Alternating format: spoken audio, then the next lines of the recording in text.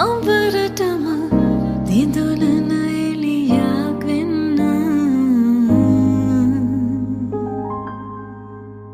තිබෙන තුරු ඔබේ ආලේ මට ඕනේ රැකා ගන්න ඔබේ ළඟටම වෙන්න හැමදාම ඉඩ දෙන්න.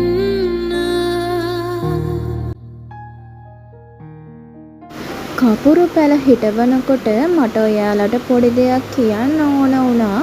ඉතින් මේ පැල නුවරඑළිය වගේ ඉතාමත් සීතල ඒ වගේම හොඳට මල් පිපෙන පැති වලින් අරන් එන ඒවා. ඉතින් ඒක අපේ පරිසරයට හරියටම හදාගන්න නම් මේ වගේ අර ඒ පැලෙත් එක්ක තිබිච්ච පස් මිශ්‍රණය අපි අයින් කරලා අපේ පැත්තට හරියන්න මතු පිට පස් දාලා කොම්පෝස්ට් දාලා වැලි ටිකක් එකතු කරලා අපි පස් මාධ්‍ය ආයේ අලුතෙන් හදාගෙන තමයි හිටවන්න ඕනේ.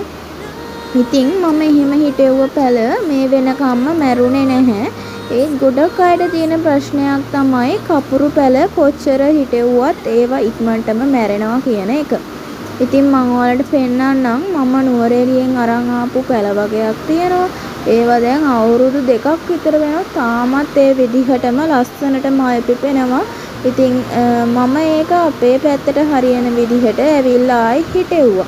ඉතින් ඒකයි මම මේ පැල දෙකෙත් මුලින්ම පස් ටික අයින් කරන්නේ.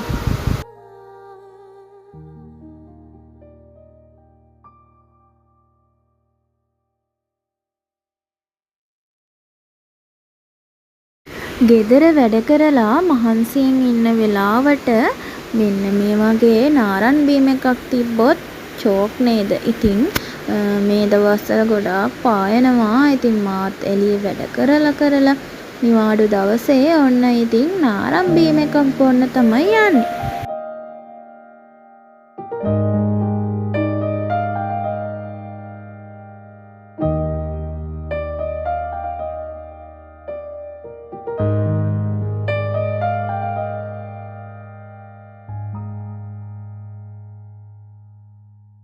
මම පැතු